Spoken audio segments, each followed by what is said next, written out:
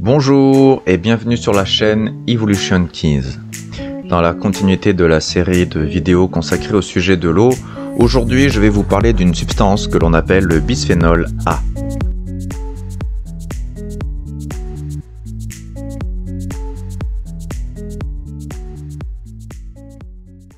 Le bisphénol A, ou BPA, est une substance chimique de synthèse qui entre comme ingrédient dans la composition de certains plastiques durs et transparents qu'on appelle des polycarbonates.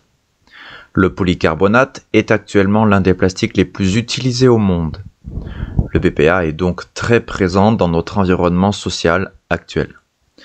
Le BPA se retrouve dans divers plastiques, résines, encre, pochettes de CD, lunettes, canettes, boîtes de conserve, capsules, couvercles de bouteilles en verre, vaisselle en plastique, récipients destinés au four à micro-ondes, ciment dentaire, tickets de caisse, jouets, biberons, tétines, anneaux de dentition et assiettes pour bébé, etc., etc., etc. Comme vous le voyez, il peut se retrouver dans une très large quantité de familles d'objets différentes du quotidien et même les plus insoupçonnés. Une étude qui a été publiée en 2011 a identifié une soixantaine de secteurs d'activité qui sont concernés par l'utilisation du BPA dans des produits de consommation. Il est tellement présent dans notre société qu'on retrouve du bisphénol A dans 95% des urines de la population occidentale. Cette molécule est reconnue scientifiquement comme étant un perturbateur endocrinien, en raison de sa nocivité sur le fonctionnement hormonal de l'être humain.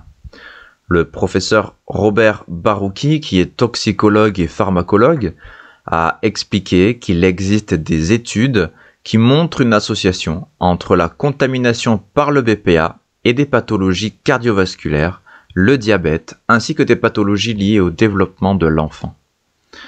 Malgré le fait que ces études ne démontrent pas une causalité directe, il a expliqué que son laboratoire dispose de beaucoup d'études montrant que le BPA est impliqué dans l'apparition de maladies métaboliques d'obésité, qu'il favorise l'apparition de certains cancers et qu'il a des effets sur le développement neurocomportemental ainsi que sur le développement du fœtus.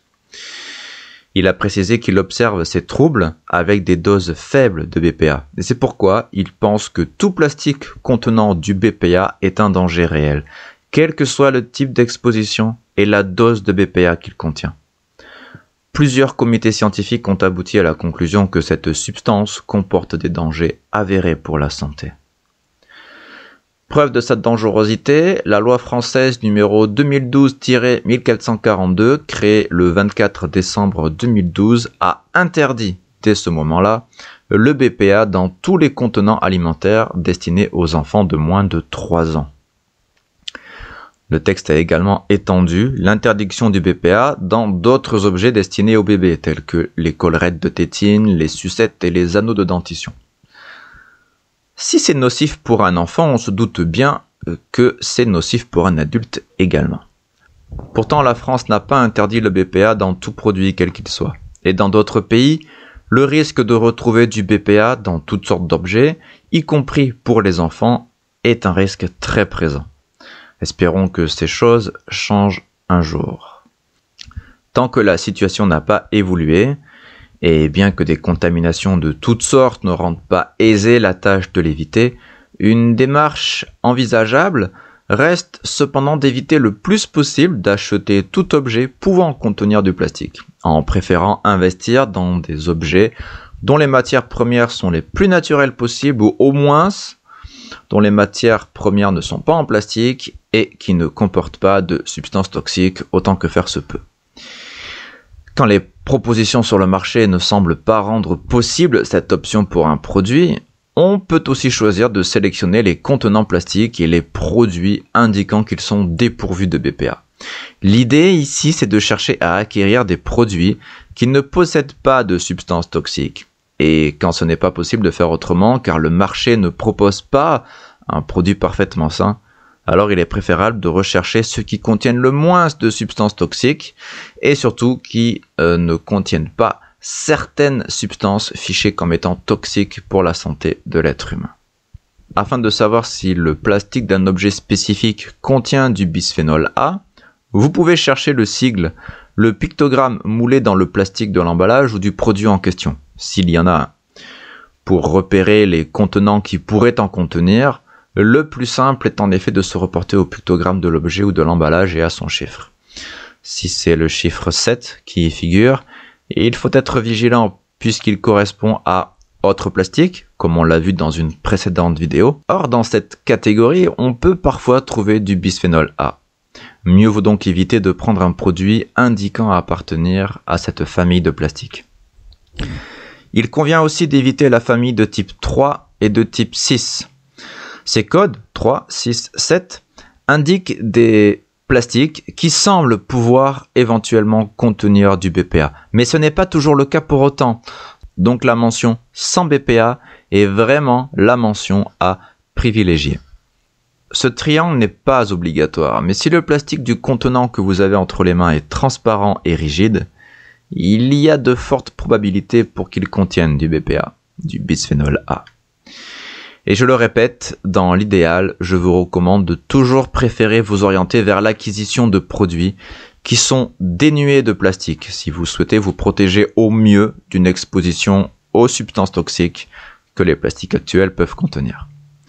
Les résines dites d'époxy sont aussi concernées. L'utilisation la plus connue des résines d'époxy consiste à les utiliser en tant que revêtement pour la rénovation d'un sol, d'un meuble, d'un plan de travail, d'un garage, etc. Elles s'appliquent sur tout type de support, bois, béton, carrelage, mur, etc. L'utilisation des résines d'époxy est vraiment très variée. Et en général, elles contiennent du BPA, sauf s'il est annoté sur leur contenant qu'elles n'en contiennent pas. Attention au plastique dit micro-ondable, c'est-à-dire au plastique qui peut se placer dans un micro-ondes. Comme je l'ai déjà dit, si le triangle indicatif mentionne que la pièce de plastique en question appartient à une famille de plastique qui peut éventuellement contenir du BPA, ou si vous soupçonnez la pièce en plastique de contenir du BPA parce que c'est un plastique dur et transparent, alors vous vous exposez à ce que le fait de chauffer le plastique en question peut éventuellement accélérer la migration du BPA, de même que diverses autres molécules plastiques dans les aliments qui se trouvent dans le contenant en plastique en question. Donc si vous choisissez d'utiliser un micro-ondes, préférez utiliser des matériaux qui ne sont pas en plastique, des matériaux non plastiques. Ceci dit, je vous déconseille de manière générale d'utiliser un micro-ondes. Il n'y a pas eu assez de recul sur cette technologie avant sa mise sur le marché. De la publicité est toujours faite pour vendre un appareil, mais à ce jour, en général, à l'inverse, aucune publicité n'est faite, ni à la télévision, ni dans les commerces, ni nulle part, quand des études sérieuses, faites après la mise sur le marché de diverses technologies, indiquent qu'en fin de compte, ces technologies ne sont pas si géniales que ça parce qu'elles s'avèrent être nocives pour la santé. Pourtant, lorsqu'une substance ou une technologie est malsaine, n'est-il pas mieux de la suspendre? La réponse est oui, bien évidemment. Mais pour des raisons économiques, ceci n'est pas toujours privilégié.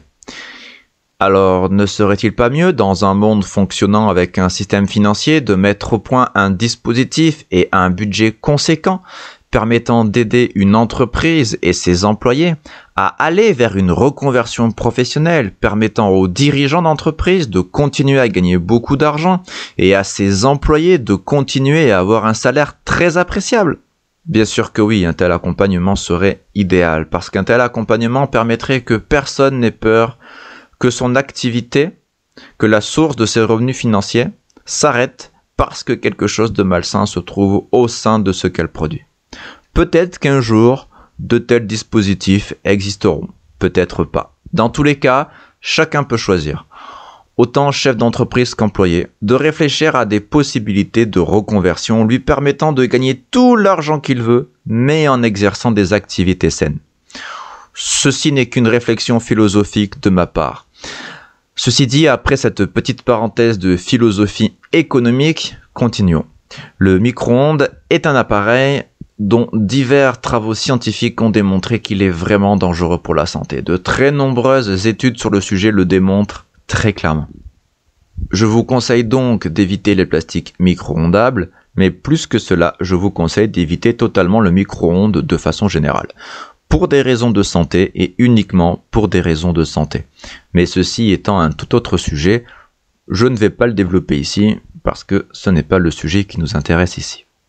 René Habert, un scientifique de l'université Paris Diderot, en France, a montré l'effet toxique du bisphénol A contenu dans le plastique. Il a montré cela sur des cultures de cellules de testicules. Oui, c'est particulier. René Habert et son équipe indiquent que les cellules de Leydig, qui sont de véritables usines à testostérone, sont clairement affectées par la présence du bisphénol A. Concrètement, René Habert dit, je le cite, « Le bisphénol A, ou BPA, provoque une diminution de la production de testostérone. » Il faut savoir que cette hormone, la testostérone, c'est l'élément clé de la masculinisation ou pas du fœtus. Ce qui est à l'origine de la masculinisation ou pas, c'est une toute autre histoire. Mais lorsque cette masculinisation ou pas est décidée, la testostérone, ensuite, est l'élément clé autour duquel s'articulera le fait que le fœtus se développera vers le pôle masculin ou vers le pôle féminin. Pour en revenir aux paroles de René Habert, quelle dose d'exposition au BPA produit cette chute de testostérone? Eh bien, il semblerait que les effets soient constatés dès la quantité de 2 microgrammes par litre. Ce qui signifie que des effets néfastes se produisent sans avoir besoin de haute concentration. Autrement dit, des effets néfastes apparaissent même quand il y a de faibles concentrations. Les effets du bisphénol A peuvent donc s'avérer réellement préoccupants pour le fœtus. René Habert dit, je le cite, « On sait que la période critique de sensibilité aux perturbateurs endocriniens, comme le BPA, est celle du début de la vie. » Alors, bien qu'actuellement la communauté scientifique ne dispose pas encore de données officielles sur les quantités réelles de BPA qui circulent dans les fluides du fœtus en développement, elle connaît en revanche la quantité de BPA en circulation dans une femme adulte ayant un mode de vie des plus classiques au sein de notre société. Et cette concentration atteint amplement les 2 microgrammes par kilo de poids de corps et par jour. Est-ce que le placenta demeure imperméable à cette molécule si elle est présente chez la mère? À l'heure actuelle, personne n'est en mesure de l'affirmer. Cependant, d'après une étude de l'Institut Liggins de l'Université d'Auckland en Nouvelle-Zélande, d'après cette étude, des pistes semblent montrer que la barrière placentaire ne suffirait pas à protéger le fœtus du BPA. La plus grande prudence doit donc être de mise en ce qui concerne certaines populations à risque. René Habert déclare, je le cite, « Le conseil que je peux donner à coup sûr aux services de santé publique, c'est de protéger les femmes enceintes. » Donc, pour le chercheur, il faut prévenir ces populations, les femmes enceintes, et prendre des mesures de précaution individuelles pour chacune d'entre elles. Par exemple, se laver les mains après avoir touché un ticket de caisse, éviter les aliments conditionnés dans des boîtes de conserve, stopper sa consommation de soda en canette, etc. En réponse à ces préoccupations grandissantes vis-à-vis du bisphénol A, du BPA, sachant que la production de BPA a été estimée à 4 millions de tonnes produites chaque année dans le monde, eh bien, de nombreux substituts ont donc émergé tels que le bisphénol S. En France, l'ANSES, l'Agence nationale de sécurité sanitaire, a publié une liste de 73 substituts potentiels au bisphénol A. Bisphénol S, copolyester thermoplastique, etc. Cependant, on ne connaît pas vraiment leurs effets sur la santé. René Habert explique qu'on ne dispose pas encore de substituts envers lesquels on peut avoir réellement confiance. En effet, pratiquement aucune donnée toxicologique n'est accessible concernant ces données de substitution. Donc pour René Habert, brûler les étapes en mettant sur le marché des produits encore méconnus est une sérieuse erreur. Tout à l'heure, j'ai indiqué que René Habert déconseillait les canettes de soda aux femmes enceintes. J'en profite pour ouvrir une parenthèse sur les sodas et les liquides que l'on boit. Pour ma part, je vous déconseille de boire du soda, quel qu'il soit, en toutes circonstances, et ce, sans exception. Je vais vous expliquer pourquoi.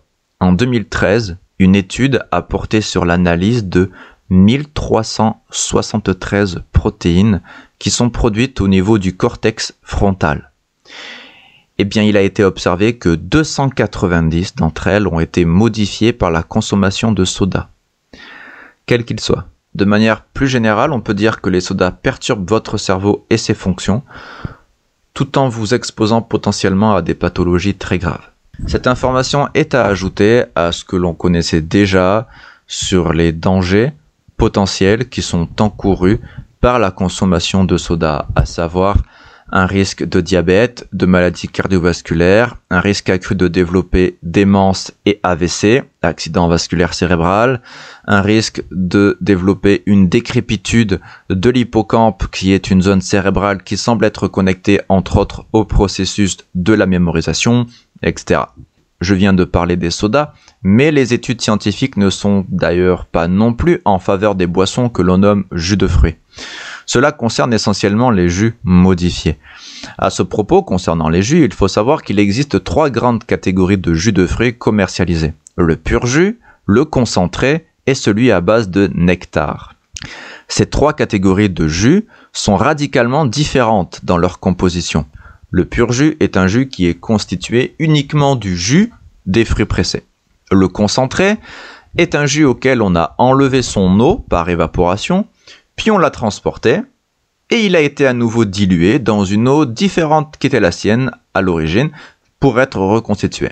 Le jus à base de nectar, lui, est un jus concentré auquel on rajoute de l'eau, mais aussi du sucre traité industriellement et parfois d'autres substances. Les jus dits concentrés et nectar sont ceux qui sont souvent concernés par les études scientifiques parce qu'ils sont très transformés par l'industrie agroalimentaire. Leur teneur en vitamines est extrêmement faible. Nutritionnellement, ils ne sont donc pas très intéressants. Pire, ils sont en fait dangereux pour la santé, notamment à cause des sucres traités industriellement qu'ils contiennent. Vous trouverez de très nombreuses informations concernant les sucres traités industriellement et les dangers de toutes sortes qu'ils peuvent induire. Alors, ceci n'étant qu'une parenthèse, je ne vais pas développer le sujet maintenant, parce que c'est un tout autre sujet que le sujet qui nous intéresse, et ça me ferait faire une parenthèse beaucoup trop grande. Mais qu'en est-il des jus de fruits biologiques sans aucune adjonction de quoi que ce soit, sans aucune transformation de quoi que ce soit?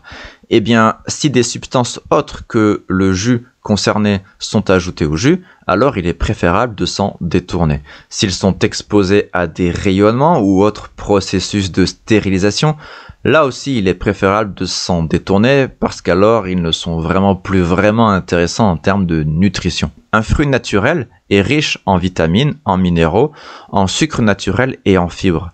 Tout ce qu'il contient est non dénaturé. Par conséquent, tout ce qu'il contient est biodisponible et dans l'idéal, il doit le rester. Ceci dit, les purs jus mis en bouteille perdent la majorité de leur apport nutritionnel. La plus grande perte concerne les fibres. Or, les fibres contribuent au bon fonctionnement du transit intestinal, mais elles semblent aussi avoir d'autres utilités, notamment un rôle dans l'immunité corporelle. Les fibres contiennent également des antioxydants, et certains étant très appréciables pour la santé du cœur. De plus, en buvant des jus de fruits, vous vous privez de doses sérieuses d'acides aminés, etc. Bref, un jus de fruits, c'est très agréable, mais ce n'est pas du tout optimal pour la nutrition. Un point qu'il est important de connaître, c'est que le taux en vitamines d'un jus de fruits est rapidement altéré. Un jus fait maison est donc l'idéal, mais à condition d'être bu de suite ou dans l'heure qui suit sa préparation. Au-delà, divers mécanismes entrent en jeu et vous perdez la richesse vitaminique du jus préparé. C'est pourquoi je disais que les jus de fruits du commerce sont peu intéressants d'un point de vue nutritionnel tout à l'heure. Et je déconseille les nourritures enrichies en vitamines, y compris les jus. Parce qu'au-delà du fait que cela indique souvent que l'on a alors affaire à un produit dénaturé, on ne sait pas vraiment à quel type de vitamine on a affaire. Est-elle synthétique ? À partir de quoi est-elle fabriquée ? Quel est son milieu de culture et ses caractéristiques à ce milieu de culture ? Est-elle naturelle, cette vitamine, cette molécule ? Est-elle d'origine animale ou végétale ? Etc., etc., etc. Alors, ces questions ne sont que quelques questions parmi d'autres qui gravitent autour du sujet des vitamines ajoutées, mais elles induisent des informations qui peuvent intéresser les personnes qui cherchent des molécules biodisponibles, qui cherchent à éviter certaines contaminations par des micro-organismes, qui cherchent à avoir une alimentation uniquement végétale, qui veulent une alimentation aussi éthique que possible.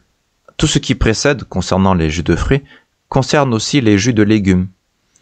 Donc en somme, il est préférable de ne boire que de l'eau, et de l'eau pure de préférence. Les sodas, eux, sont des boissons qui sont à bannir de votre alimentation. En tout cas, c'est ce que je vous recommande.